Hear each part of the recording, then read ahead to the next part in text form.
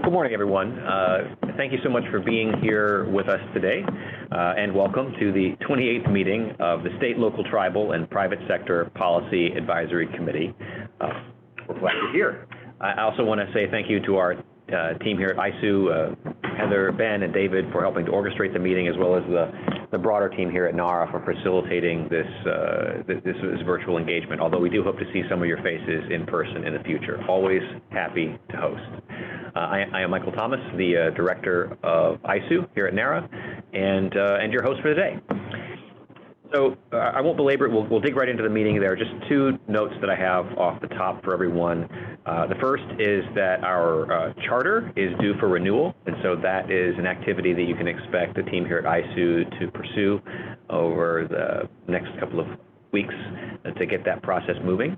And the second is that we are short a few members, and that's another area that you can expect ISOO to focus on over the next few months, is bringing our roster back up to full, so that we can facilitate the sorts of conversation that this entity is supposed to provide. And I appreciate your help and recommendations as we go through that process if you have folks that you think would be good to fill some of those slots.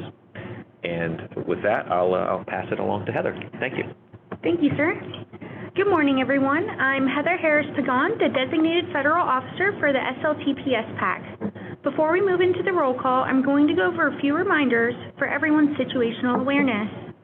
Information related to the SLTPS-PAC and its public meeting is available on the ISOO website and Federal Register. For those speaking and presenting that are in person, please speak in your spots. If you've connected through the telephone, please provide your name to SLTPS_PAC@NARA.gov for appropriate file retention as having attended the meeting. If you require technical assistance, please send an email to SLTPS_PAC@NARA.gov. Please note that all audio connections should be muted when not speaking. For questions and you are calling in on the telephone, please hit *6 to mute and unmute yourself. If you are on the computer, please utilize the raise hand feature in the middle of the screen on the bottom, including when we are taking attendance. All available meeting materials, including today's agenda and slides, have been emailed to all registrants. Not all speakers have slides. This is a public meeting. As with previous SLTPS-PAC public meetings, this meeting will be recorded. This recording, along with the minutes, will be available within 90 days on the SLTPS-PAC Reports on Committee Activities webpage. Lastly, I want to remind the government members of the committee of the requirement to file a financial disclosure report with the National Archives and Records Administration Office of General Counsel. This must be completed prior to officially serving on the SLTPS-PAC and then updated and submitted on an annual basis. The same form for financial disclosure that is used throughout the federal government, OGE Form 450, satisfies the reporting requirement. Now I will take attendance for the federal government agencies. After I say the name of your agency, please state your name so that we can properly account for everyone. Once I've gone through the federal government agencies, I'll then move over to the SLTPS-PAC members and then on to our individual speakers. Department of Homeland Security. Good morning, Kevin Peters from DHS INA. Thank you. Rich Johnson. Got you, Rich. Rich DeJosserin, thank you. And Rich Moretta is here as well, Heather. All right, thank you. I've got both Riches. Anyone else from DHS? Department of Defense. Office of the Director of National Intelligence.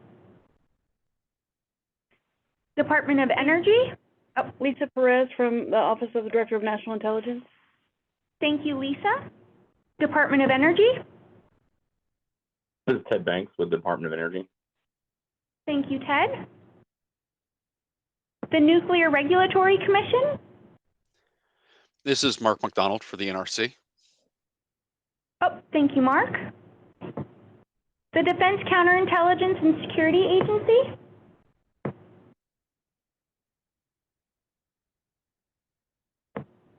Derek, it looks like your comms still haven't been fixed, but I know that you're on. Central Intelligence Agency? Hi, Heather. It's Abby. I'm here. Thank you, Abby. Department of Transportation?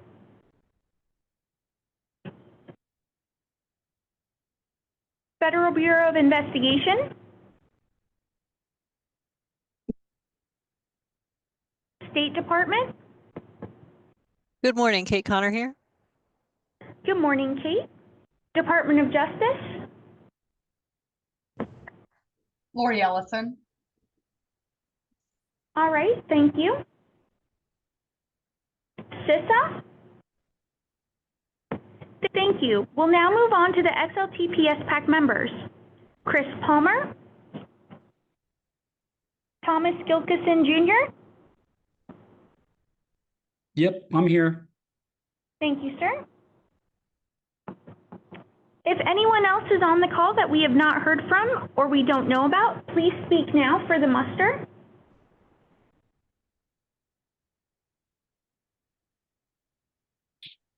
Hi, good morning, Heather. This is Margaret Rose from the Department of Transportation, Office of Security. Great, thank you. And for the handful of you that called in through the phone, please make sure you send us an email if we did not acknowledge when you spoke. As a reminder, we request that everyone identify themselves by name and agency, if applicable, before speaking each time for the record. We have had a few changes to the SLTPS-PAC membership. Rich McComb, the vice chair with DHS, has retired. Rich Moretta has replaced him. Ricardo Duran had been designated as his alternate, however, retired before a public meeting took place. Both Natasha Sumter and Tracy Kindle with the Department of Energy have departed. Jamie Gordon is now the primary member, with Monica Marks and Ted Banks as her alternates. Shayna Huron and Devin Casey are representing the Department of Defense, with Shayna as the primary and Devin as the alternate. Mark McDonald has replaced Daryl Parsons as the alternate at the Nuclear Regulatory Commission. CIS's member Nitin Natarajan is no longer in the role, with no replacement named. Cameron Burks is no longer the vice chairman for the SLTPS-PAC members. No replacement has been named. Jeffrey Imsdell and Kevin Klein's time on the SLTPS-PAC has ended. Tom Gilkison Jr. is a new SLTPS-PAC member. As Michael stated, we have several positions still open. We have 9 out of 11 potential SLTPS entities that can fill slots. For those departed members, thank you for your contributions over the years. We look forward to continuing the work you have done with the new representatives. The last SLTPS-PAC public meeting was January 8th, 2025. The SLTPS-PAC minutes from the last meeting were certified to be true and correct and were finalized by Michael Thomas on February 4th, 2025, and posted to the ICU website on the same day. There were no items of interest from the January 8th, 2025 SLTPS-PAC public meeting to carry over. Does anyone have any questions?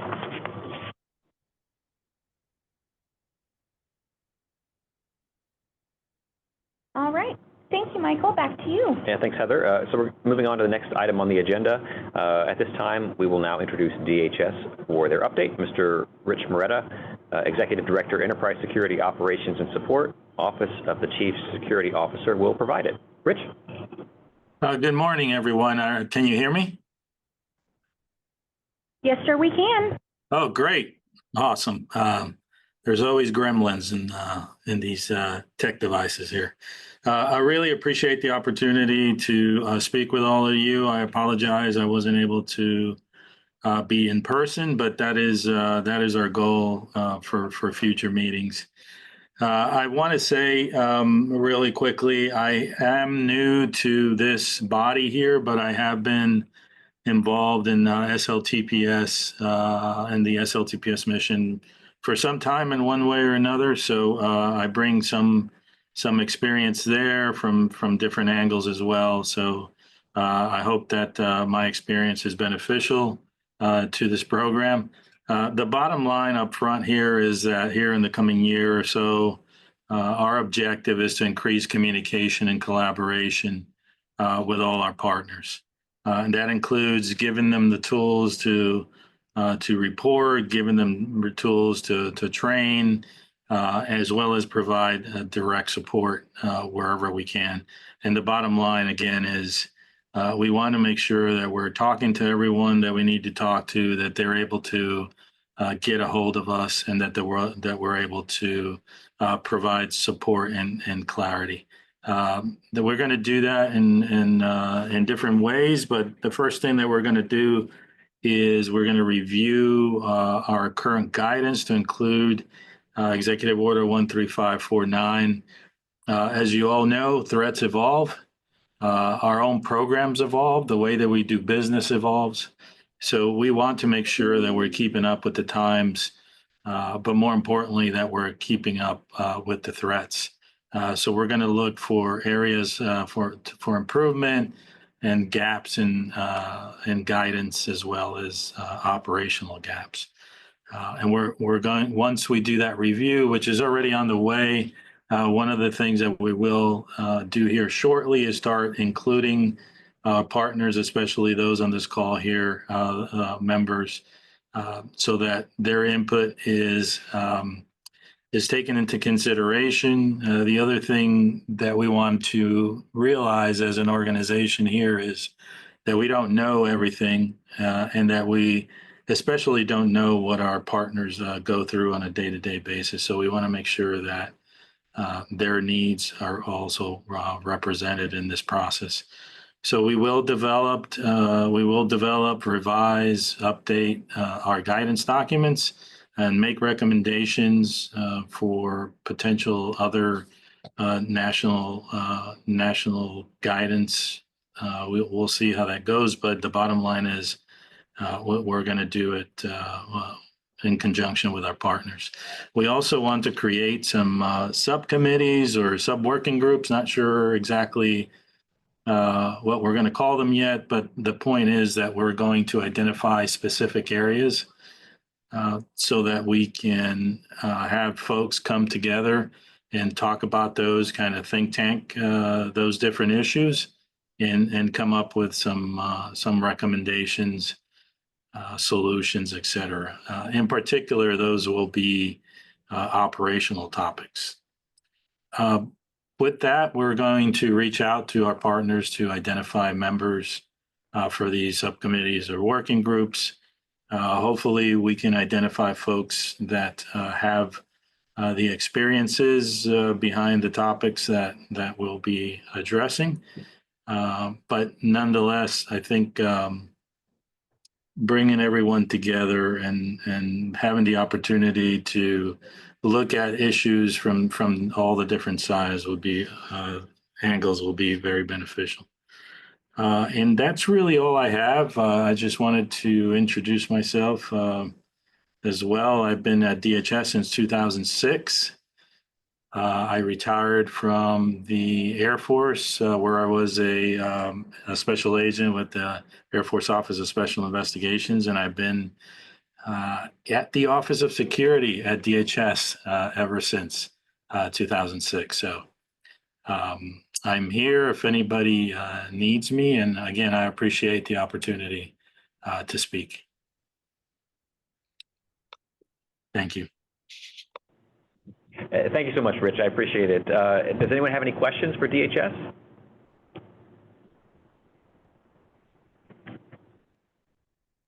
All right. If there are no questions, we'll move on to the next speaker. All right. Up next is David Means from ISOO, who will provide an update on the Controlled and Classified Information, also known as CUI, program. David? Good morning. Thank you, Heather. Can everybody hear me okay? I'll take that as a yes. Again, David Means. I'm here with ISOO. I am the program lead for CUI. Today, Heather asked me to join this meeting to kind of provide a high-level overview of CUI, and kind of, we haven't talked about some things in a while, so I'm going to do just that, kind of give a high-level overview, and then I'll leave time at the end if there are any questions or some further discussion. We'll have time for that. Next slide, please. All right, so in a nutshell, the CUI program is was established in 2010, and the goal of that program is to facilitate the sharing of sensitive information across multiple levels of government. And so on the screen here are the policies that kind of guide this, EO 13556, the 32 CFR. And then on the technical side, there's the NIST 800-171 and 171 Alpha. Next slide. Key with CUI, and again, this is I want to reintroduce this. We're not talking about classified information. It is information that either the government possesses or an entity possesses on behalf or creates on behalf of the government. And it requires some type of safeguarding or dissemination that is based on a law, regulation, or a government-wide policy. Next slide. In a nutshell, if you are working with the federal government and you are dealing with CUI, the information that the federal government will be providing to you will be, number one, training on how that CUI is to be handled. That's kind of the job one, is to make sure that you understand what you are looking at. So training will be part of it. Also, they will identify, if they're sending across information, it's on the federal government to identify which information specifically is CUI. So if you get a bundle of information, it's on the federal government to provide that to you and say, this is what's CUI, this is what's not. They'll provide handling requirements, and then also a process for challenges. So if you receive information and you're not sure of its status, that federal agency will provide you clarity on what's the process or who do you talk to get clarity on that. And as well as if for some reason there's a misuse or a unauthorized disclosure of CUI, how you report that. And again, those are things that that federal agency that you're working with, they will provide that information to you. If you have questions, that is your resource. And next slide, please. And last but by no means least, this is kind of a visual to reinforce that program structure. Again, here at ISOO, I'm definitely here and available to help.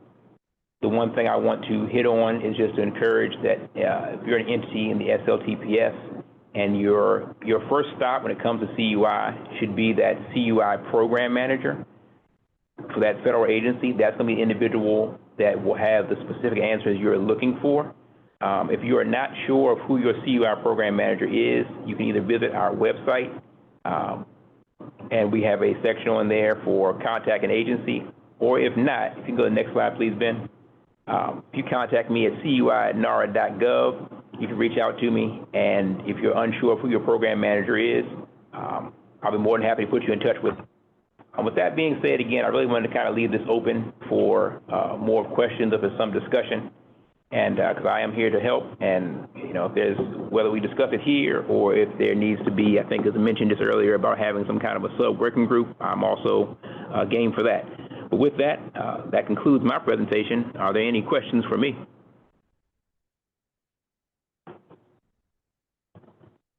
Hi, good morning. This is Margaret Rose from Department of Transportation.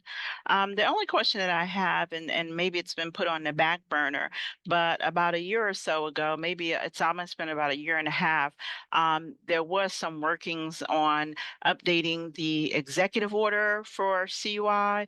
I know at one point, I believe that recommendations have been sent to the White House in regards to how it could be updated.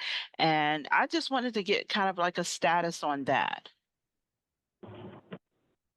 Hey, thanks, Margaret. I appreciate you asking the question, and it's a common one. And I actually just want to take a second to commend David for the work that he does managing that, the queries that come in through the CUI inbox here at ISOO. We get questions every week, all the time, and David is truly expert at running them down, working with our legal team here, working with the agencies, and helping to sort out various problems people have. One of the problems, well, I wouldn't even call it a problem. One of the opportunities that we're not really in a position to sort out is what the next step in the policy space is for CUI. You're exactly right that in the last administration there was an interagency policy process to put forth recommendations for revisions to the policy. We are now in a new administration, and we sort of await direction on when and where they want to engage with what potential reforms for CUI look like. ISOO doesn't have a particular steer on when to expect that, but certainly I don't think the administration is unaware of the fact that agencies have in large part paused their progress on these programs in anticipation of new action. At the same time, the current policy has been out there for a while, and as we get ready to put forth the ISOO annual report, see a lot of agencies over a long period of time have not made progress. So I don't think there's a reason to stand entirely still, even though we don't have policy direction, because we could wait forever. And in the meantime, that's information that just needs to be secured appropriately according to the current policy. So I apologize for not having a better update, but that's where we stand right now, is that no particular indication that we're moving fast or slow in that direction. Okay, thank you. I just was curious. I appreciate that. Thank you for your transparency. Of course, absolutely. Any other questions for David?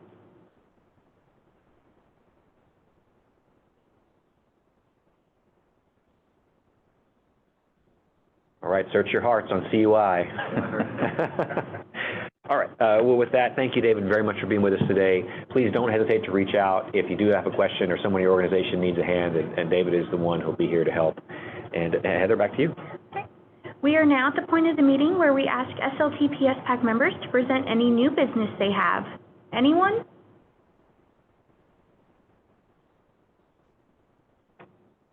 All right. As a reminder, all SLTPS-PAC meeting announcements are posted in the Federal Register approximately 30 days before the meeting, along with being posted to the ISOO overview blog. At this time, I'd like to hand things over to Michael for closing remarks. All right, thank you, everyone. As I said at the beginning, we have had some significant turnover and some long-standing gaps in our membership, and we hope to resolve those so that this forum can provide a fruitful dialogue. So you can certainly look for some attention from ISOO on that front. I also wanted to acknowledge before we adjourn today that we've had some turnover here at ISOO ourselves. Jennifer May, who many of you know, retired at the end of May, and so Heather has been stepping into that role for us, and Ben Rogers as well, who you can't see on camera. He's sitting off to the side here, but he's the man manning the chat so expertly. So we continue to have a great team here engaged with your questions and concerns, and to shepherd this group on into the future, and I'm very grateful for that. We expect the next SLTPS-PAC public meeting to be here on January 7th, 2026, and details for that will follow. If there's nothing further, I'd like to thank you all, and this meeting will be adjourned.